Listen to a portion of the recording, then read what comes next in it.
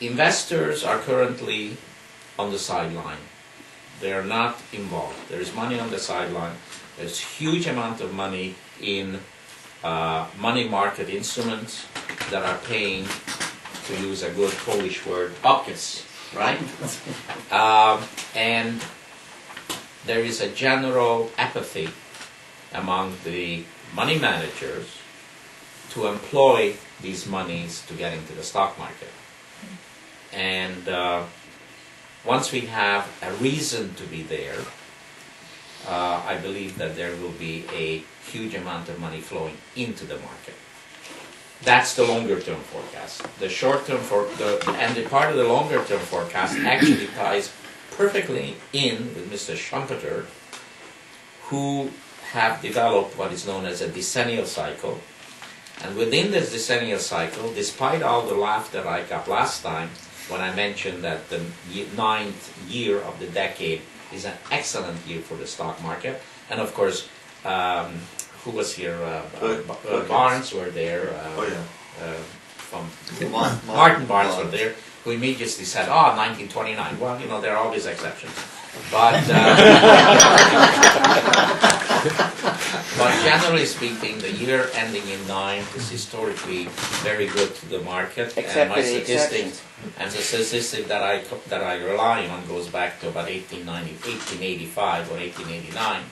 And they were losing years, but they were much more winning years than losing years, as opposed to the year 10, which historically throughout these decades, I believe there are only 2 good years ending in 0 versus there were at least 10 years had a losing year among the one ending in 0. But is this economics or numerology you're talking No, about? it's not nothing to do with numerology. Oh, be kind. No, it has to do with the fact with cycles. When I don't want to get into that, because then I'll talk a year. And beside which, I just object also to your statement that we are in a depression. We're not in a depression. We may get into it, but we're not in the depression. Okay, fine. All right, market forecast. Short term, we are extended. We'll probably need a minor correction. Intermediate term, after the correction, we should go higher.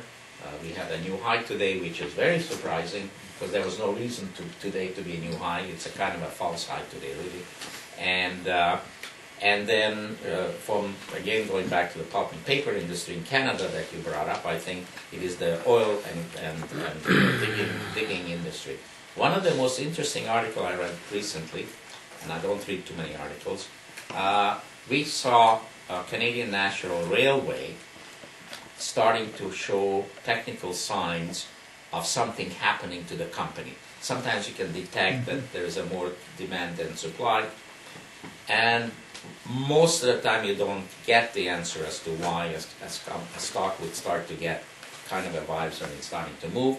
And then, of course, we read that they had the newspaper article, or was it in the internet, I don't know, about the fact that they are now planning to move tar sands in tanker cars rather than through the pipelines, because it's much cheaper and much easier. Instead of getting stuck, those slimy thing getting stuck in the pipeline, they're going to shove it into cars and then take it out of cars. So CNR could very easily make a ton of money through the movement of these tar oil sands.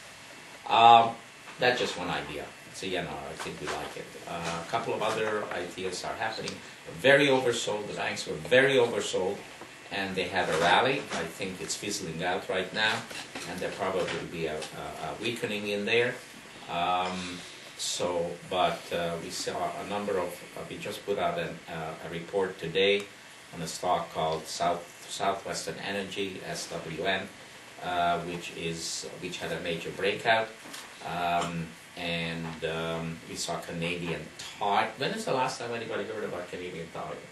Canadian Tire? I bought some hockey skates there. I bought some hockey skates there a couple times. I was there today. I bought some tires. Yeah, but when is the last time you had a report? A report somebody recommending Canadian Tire?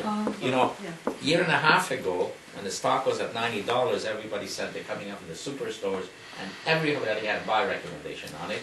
Stock is now down to, I don't know, 30, whatever it is down to, and there's no reports on it at all whatsoever, so it's very interesting. Stock has just had a major breakout, so I think that it's somewhere going somewhere. So, short term, a little bit of a pullback.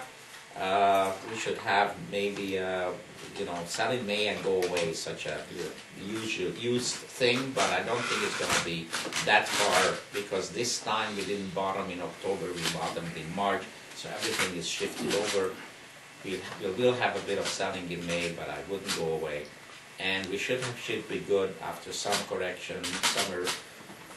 We should be good into January of 2010. January 2010, first quarter 2010, I think we're going to have some problem, because the 2010 is going to be another very, very difficult year. Congratulations. Ron, I'm going to congratulate you and recognize that you have been appointed